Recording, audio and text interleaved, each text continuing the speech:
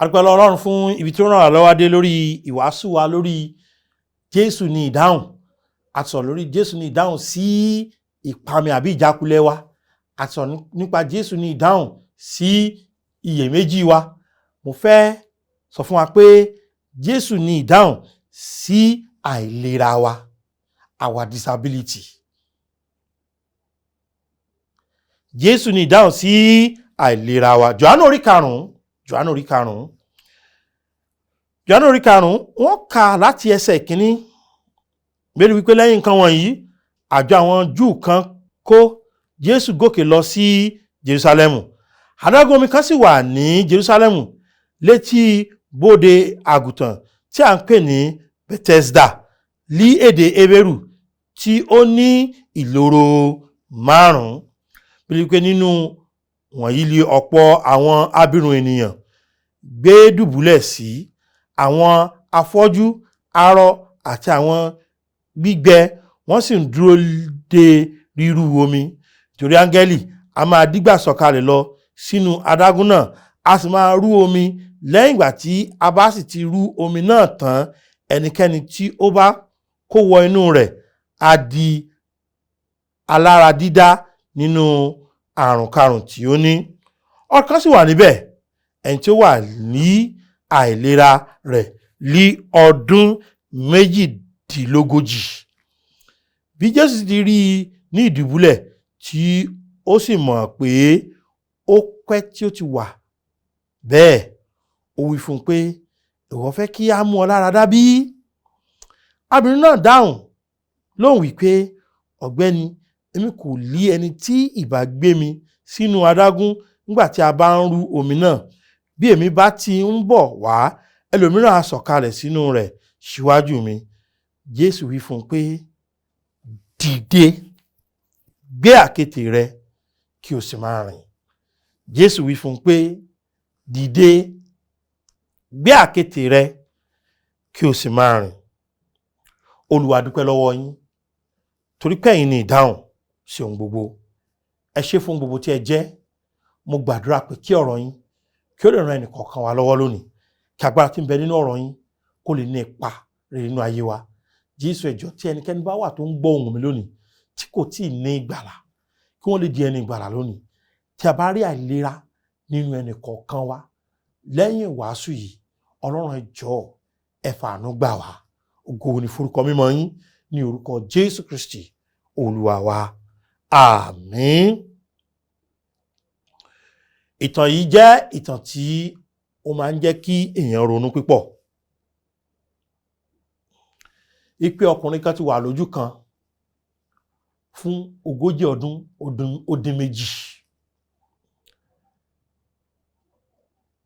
38 ọdún ló ti wà lójú kan. Ló ti ń bá nǹkan ẹyọ kan fà á. Ó bá fà á títí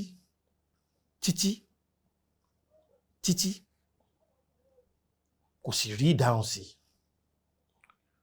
Ó wò ọ̀tún kò rí olùrànlọ́wọ́, ó wò ẹ̀yìn kò rí olùrànlọ́wọ́, ó wò wájú kò rí olùrànlọ́wọ́, ó wò ọ̀tún ọwọ́ àlàáfíà rẹ̀, ọwọ́ òsì kò rí olùrànlọ́wọ́. Ó tiraka pé kóun náà tiẹ̀ lè bọ́ sínú omi lẹ́ẹ̀kan, tí áńgẹ́lì Olúwa bá ti dígbà rú omi náà. Ṣùgbọ́n ọkùnrin yìí kò rí ọ̀nà àbáyọ.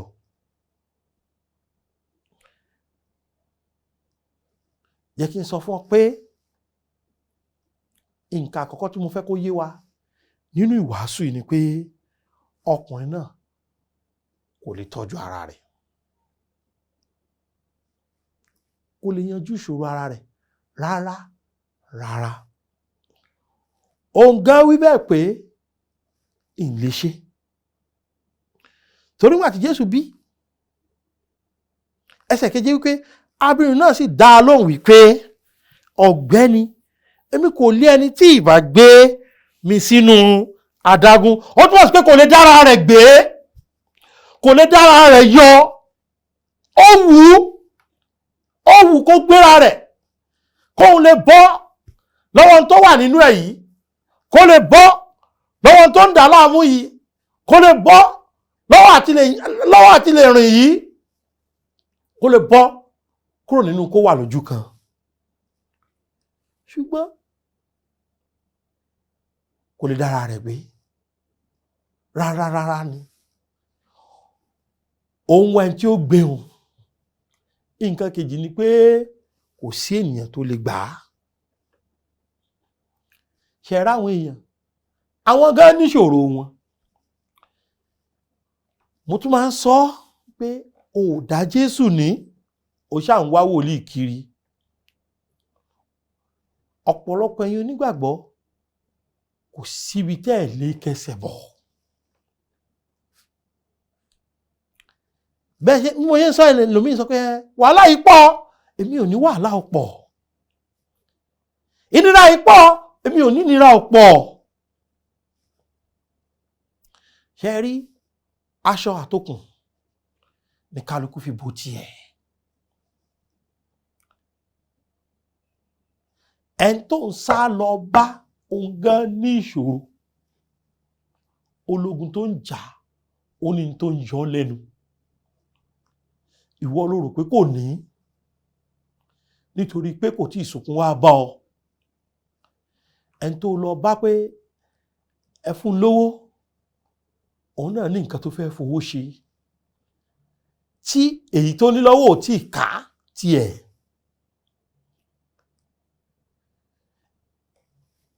Ọkùnrin yẹn kò lè ran ara rẹ̀ lọ́wọ́. Nǹkan kejì ni pé èèyàn kò lè ràn lọ́wọ́. Ó ní kò sí ẹnì kankan. Abẹ́rí, ó ní arákùnrin abìnrin náà dáhùn wípé ọ̀gbẹ́ni, èmi kò lé ẹni tí ìbá gbé mi sínú odò. Kò lé èèyàn kankan. Ṣé rí, ó wù ú kó léèyàn tí ó dúró tì í, ṣùgbọ́n ṣé rí kó dá wà ní. Torí pé kálukú ti lọ yanjú ọ̀rọ̀ ara rẹ̀. Ibi tí kálukú náà ti ń sáré kiri, àwọn gan ò tí ì rí ojútùú sí ọ̀rọ̀ wọn. Kò lè ran ara rẹ̀ lọ́wọ́, ènìyàn kò lè ràn lọ́wọ́. Nǹkan kẹta tí mo fẹ́ ká ṣàkíyèsí ni pé kò tún mọ̀ dáhùn, kò tún mọ̀ ìdáhùn. Ìdáhùn dúró síwájú rẹ̀ báyìí, kí mo ní kò ṣe o, kò dá mọ̀ rárá. Ẹ máa gbọ́ bó ṣe dáhùn. Jésù bí ní ẹsẹ̀ kẹfà wípé bí Jésù sì ti rí i ní ìdùbúlẹ̀ tí ó sì mọ̀ pé ó pẹ́ tí ó ti wà bẹ́ẹ̀, ó wí fún un pé ìwọ fẹ́ kí a mú ọ lára dá bí? Ẹni kò dá Jésù mọ̀, kí ló pe Jésù? Ọ̀gbẹ́ni. Ó kọ́ bá àwọn ọba àtolú àwọn olúwa lọ́gbẹ́ni. Ó pe ọ̀nà àbáyọ sí àìlè rìn rẹ̀ lọ́gbẹ́ni. Kò dá Jésù mọ̀. Nǹkan kejì ni pé kò tún mọ ìdáhùn. Kí ni wọ́n bí? Ṣé o fẹ́ ká mú ọ lára dá? Kò sẹ́ni tí ó gbé mi. Àròyé pọ̀. Ọ̀pọ̀lọpọ̀ wa ń tá a fi ń ṣera wa ló pọ̀ jù nìyẹn. Àròyé pọ̀ jù. Aláìka àròyé. Ìtàn bá a ṣe kó sí wàhálà ìlógún ọdún sẹ́yìn nìkan ni. Ọ̀nà àbáyọ ńkọ́ tí yóò fi rẹ́lòmí tí ó ràn lọ́wọ́. Ẹni tí ó ràn lọ́wọ́ sì dúró tì báyìí, ó sì ń rojọ́. Ǹjẹ́ ẹ mọ̀ pé Ọlọ́run kórìíra kíkùn? Ọlọ́run kórìíra kíkùn púpọ̀ àti ẹjọ́. Mo dúpẹ́ lọ́wọ́ Ọlọ́run pé olórí ọ̀fẹ́ àti aláàánú ni Ọlọ́run wa. Ìbá má ṣe bẹ́ẹ̀. Níbo nílé yóò bá ti rọ́nà àbáyọ? Wọ́n ń bá a sọ̀rọ̀ pé ìjọ fẹ́ ká mú ọ lára dá, ó ṣàbẹ̀rẹ̀ ẹjọ́ ni.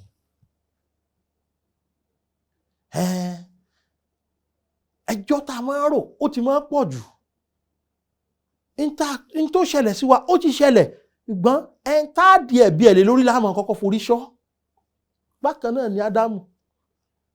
Ǹjẹ́ ẹ mọ̀ pé Ádámù ó dá Ọlọ́run lẹ́bi? Níjọ́ tíyàwó rẹ̀ dé, ó ní egun ara mi dé, obìnrin náà mọ̀ pé o. Nígbà tó yá, Ádámù ṣé ó jẹ sóní? obìnrin tí ìwọ fún mi.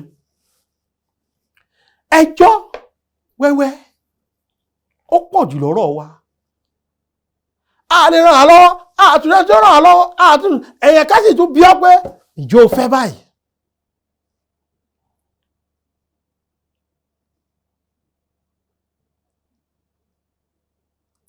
Ó ń ṣàlàyé pé bísínẹ́sì yóò lọ dáadáa, iṣẹ́ yìí gan-an kò yé mi mọ́, àròwó ṣiṣẹ́, wọ́n sì ń bí ọ pé èló lo nílò, ó mọ iye tó nílò. Ó fẹ́ lọ gbàdúrà, ó ń sọ Ọlọ́run pé Ọlọ́run iṣẹ́ mi ò lọ déédéé. Ó sọ Ọlọ́run pé Olúwa pèsè fún mi. Bàtólómì afọ́jú, Jésù ní kí ló fẹ́?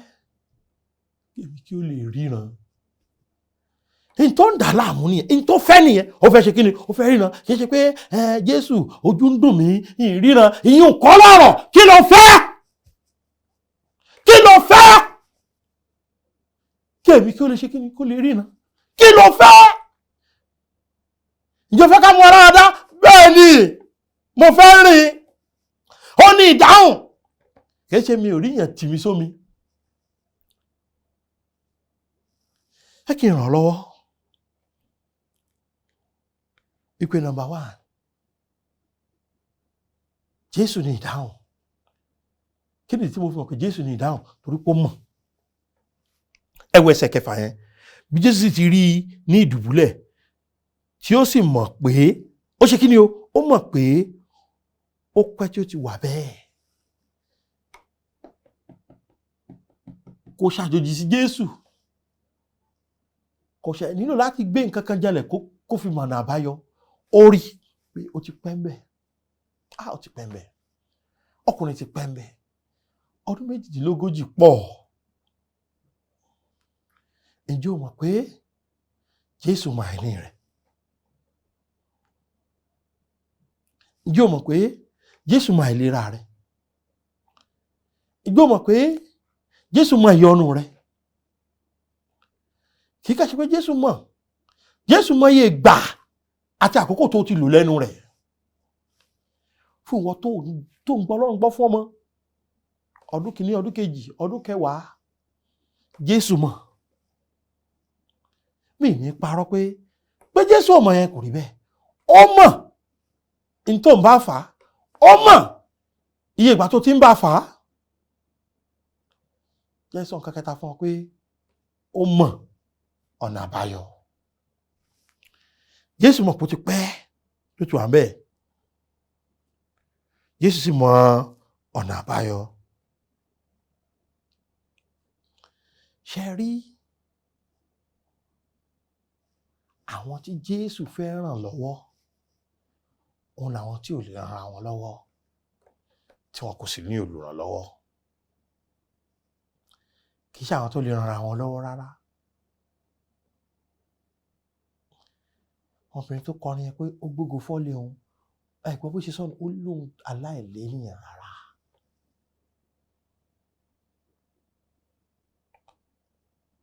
Ọmọbìnrin yẹn ní àwọn tó dúró wọ́n ti sá lọ.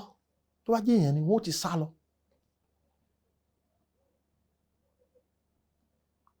Ọ̀pọ̀lọpọ̀ àwọn èèyàn ló tún wà nínú wàhálà tó yẹ pé ìyàwó wọn ti họ, àwọn ọ̀jọ́ ti họ fún wọn, wọn ò dúró. Ẹlòmíì kọ́kọ́ dúró, nígbò ìyá ló ti ga jẹ̀mí ìhun lọ, òun ò lè dúró mọ́. Wàhálà rẹ kò ga ju ẹ̀mí Ọlọ́run lọ,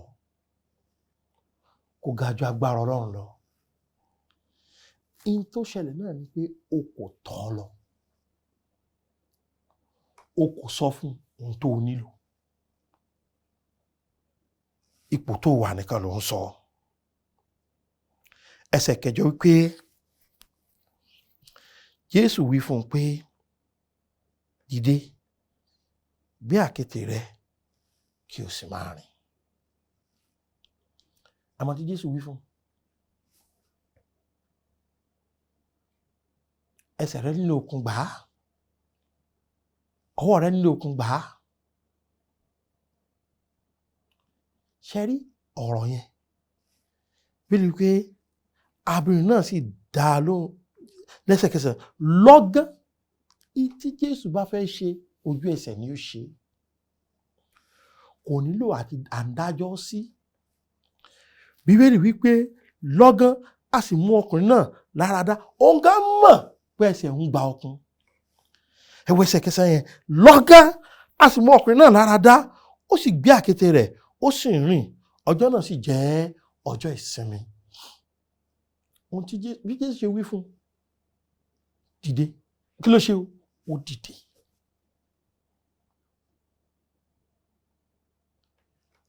Mo fẹ́ béèrè pé kí ni àwọn tí pààrẹ̀ ò ká? Kí ni àìlera rẹ̀?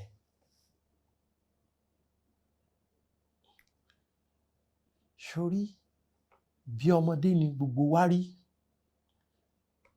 a ní nǹkan kan tá a lè ṣe fúnra wa. Gbogbo wa gẹ́gẹ́ bí ènìyàn, a ní nǹkan tẹ́lòmíì ò lè ṣe fún wa.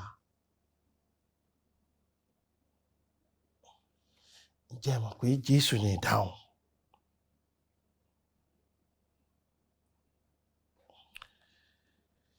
Ìwọ onígbàgbọ́, ṣó dá ọ lójú pé ìgbé ayé kìrìsìtẹ́nì rẹ gan kì í ṣe ìgbé ayé abirùn? O ò lè dá gbàdúrà, o sì ń lọ fẹ́ nìkan ní lówó méèkì kan fi gbàdúrà fún ọ, kán mọ̀ bíbọ̀ gbààwẹ̀, òun sanwó ààwẹ̀ tán gbà, ó tún sanwó. Mi ò ní kó o má sọ fún ènìyàn pé ẹ máa gbàdúrà fún wa o. O ní olùṣọ́ àgùntàn nínú ìjọ rẹ, dádì ẹ máa gbàdúrà fún mi. Mi ò ní kó o má wá ìmọ̀ràn lọ. Ṣùgbọ́n ohun tí a máa ń ṣe ni pé a ti sọ ènìyàn di orísun ọ̀nà àbáyọ. Torí pé bàbá náà sọ fún ọ pé òun ráàánú gbà, kò ráàánú gbà jù ọ lọ. Tí wọn náà bá ráàánú gbà ni ó ti fayé lẹ̀. Oore ọ̀fẹ́ yẹn pọ̀ jura wọn lọ. Oore ọ̀fẹ́ Kristi tó fún wọn náà. Kì í ṣe tàìtó. Ṣùgbọ́n mò ń sọ fún ọ pé ẹni tó ń sáré lọ bá ní náà ní tiẹ̀ lára. Ẹni tó ń sáré lọ bá ní náà, òun gan nílò ìrànlọ́wọ́. Kí n má sì parọ́ fún ọ, ara rẹ̀ ni ó kọ́kọ́ bójútó kó tó bójútọ́rọ̀ rẹ̀. Ó ní òun bọ̀ gbàdúrà, ìwọ gan fúnra rẹ̀, o ní ẹ̀tọ́ sí Ọlọ́run. O ní ẹ̀tọ́ láti bá Ọlọ́run pàdé. Wàhálà kìíní ni pé o ò dá Jésù mọ̀, o ò dá Jésù ní, o ò ní lólùgbàlà. Wàhálà kejì ni pé àròyé nìkan ló ń ṣe, o ò béèrè tó nílò.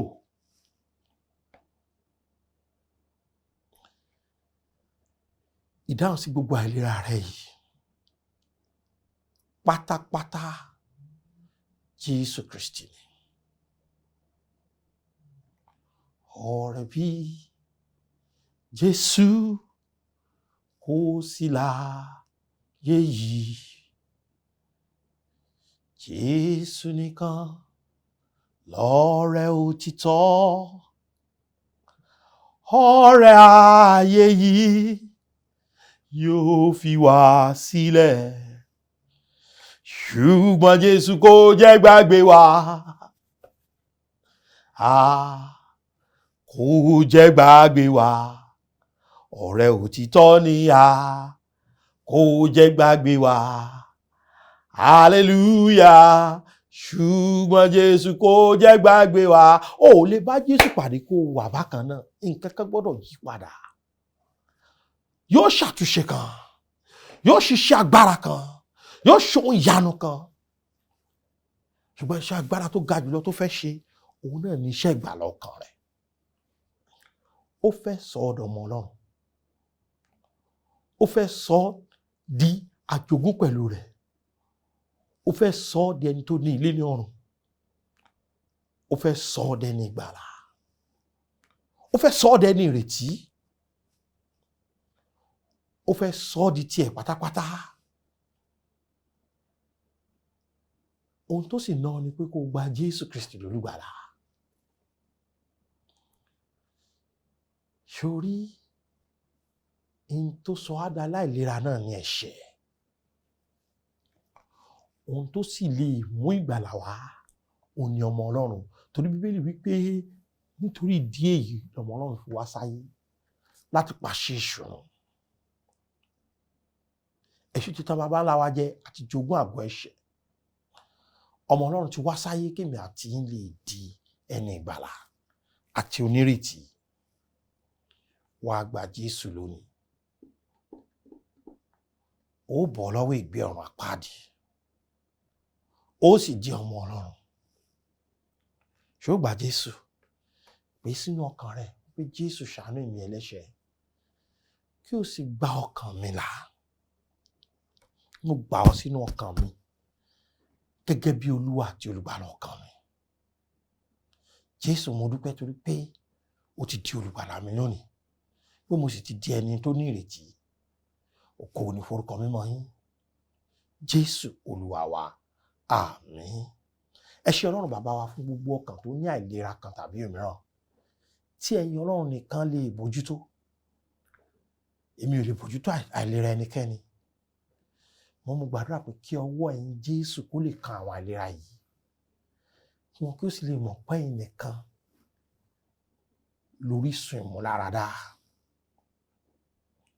Ògo ni forúkọ mímọ́ yín. Ní orúkọ Jésù Kristi Olúwa wa. Àmín. Ṣé o ti gba Jésù? Mo fẹ́ kó o pè mí sórí 07038085652, 07087682122, 07055307492. Àlàáfíà Ọlọ́run kó máa bá yín gbé. Ó dàbọ̀. Oore ọ̀fẹ́